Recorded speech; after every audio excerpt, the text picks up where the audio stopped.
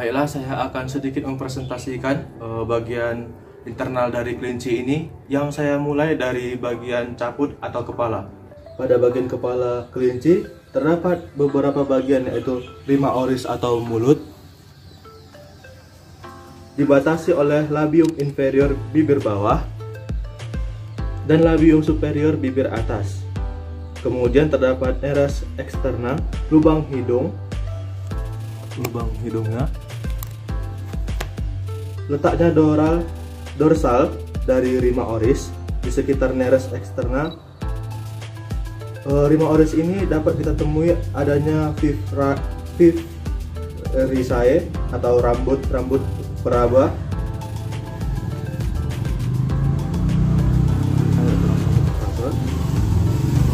Yang juga terdapat di sekitar mata. Mata dibatasi oleh palbera superior kelopak mata atas. Pada palbera inferior kelopak mata bawah. Selanjutnya pada telinga terdapat pinna auricula, daun telinga. Sedangkan membrane tipani, selaput gendang pendengaran.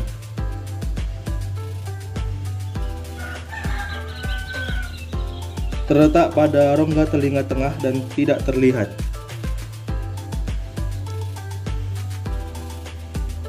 Baiklah, kita akan membahas bagian trunkus atau badan, yang saya mulai dari badan kelinci terdiri menjadi toraks atau dadanya. Toraks atau dada. Sepasang ekstremitas interior kaki depannya yang berjari di gigi 4. Caput dan abdomen perut,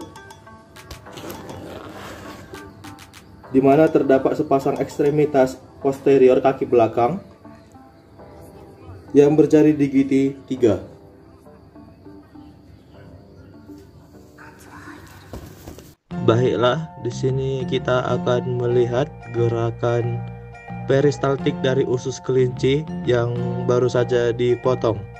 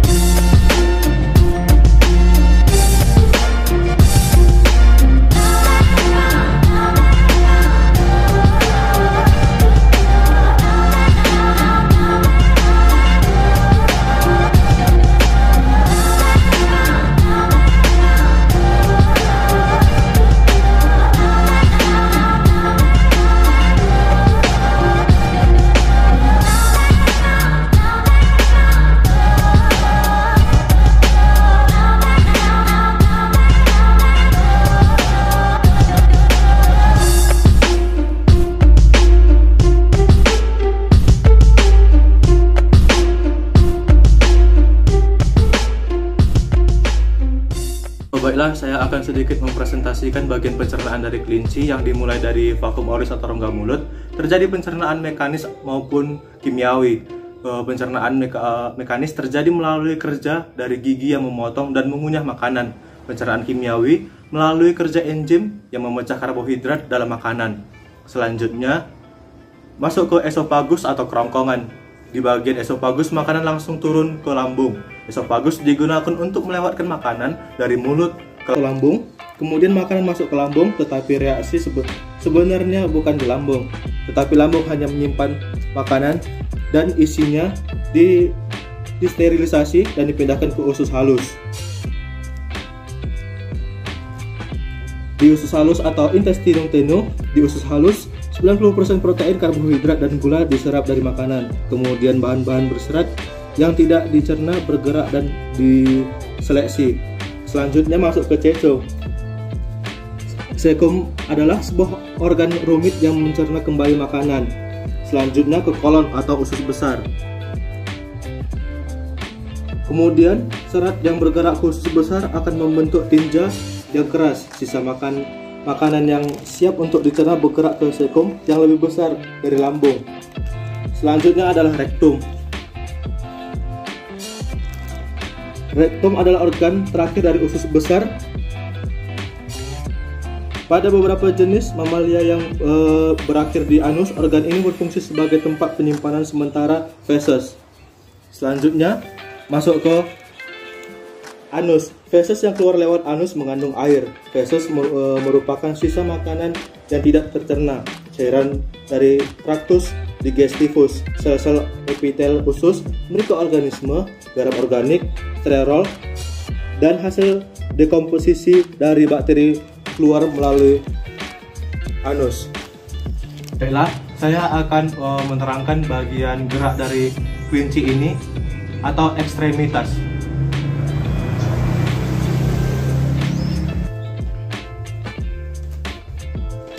Yang alat gerak atau ekstremitas kelinci memiliki anggota gerak depan, ekstremitas interior atau scanialis yang berjari 4, dan anggota gerak belakang, ekstremitas posterior atau caudalis yang berjari 3.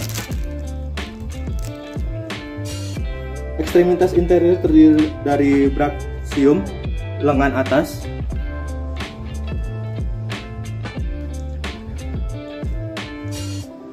berupa humerus, antebrachium, lengan bawah,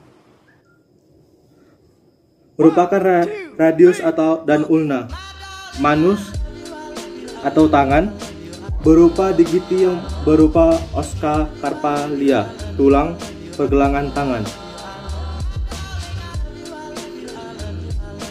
oska marta carpalia, tulang pergelangan tangan, dan phalangus, ruas jari-jari. Cingulum pelcicus berupa tulang pinggul yang menempel secara kokoh. Ada sakrum, dan masing-masing tengah tulang pinggul itu terdiri dari os ischium sebelah posterior dan pubik sebelah ventral. Organ gerak pada kelinci adalah kaki. Kaki ini membentuk pola gerak melompat pada kelinci, namun terkadang pula melakukan gerakan berjalan kecil. Kaki sebagai organ gerak kelinci berjumlah 4, di mana sepasang adalah kaki depan dan sepasang lainnya adalah kaki belakang. Kaki belakang kelinci lebih panjang dari kaki depan dan memungkinkan untuk melompat dengan baik. Baiklah, saya akan sedikit mempresentasikan bagian pernapasan dari kelinci. Yang pertama, dimulai dari neres eksternal, lubang hidung bagian luar, masuk vakum nasalis, rongga hidung, masuk neres internal, lubang hidung bagian dalam, lalu masuk ke trakea tenggorokan, lalu selanjutnya masuk ke paru-paru.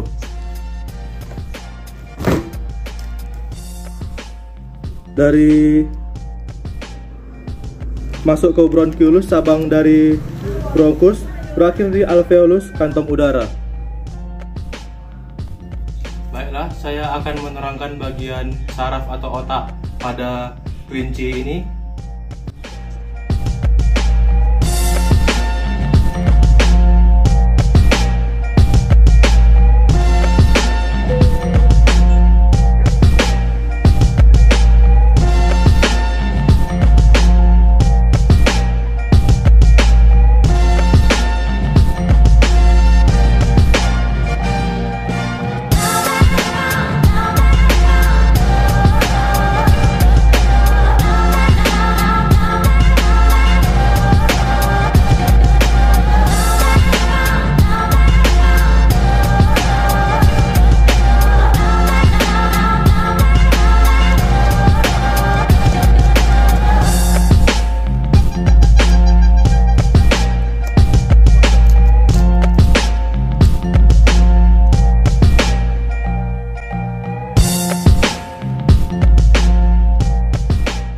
Bagian otak pada hewan mamalia termasuk kelinci ini sendiri sebagai pusat saraf adalah otaknya. Otak. Sistem saraf pusat memiliki tugas untuk mengolah informasi yang masuk. Otak depan untuk membau, otak tengah untuk melihat, dan otak belakang untuk mendengar. Pada sistem saraf tepi perifer memiliki fungsi untuk mengumpulkan informasi yang berbentuk rangsangan, listrik atau impuls dari berbagai organ dalam dan luar untuk disampaikan pada saraf pusat, juga membawa impuls dari saraf menuju pusat motorik tubuh.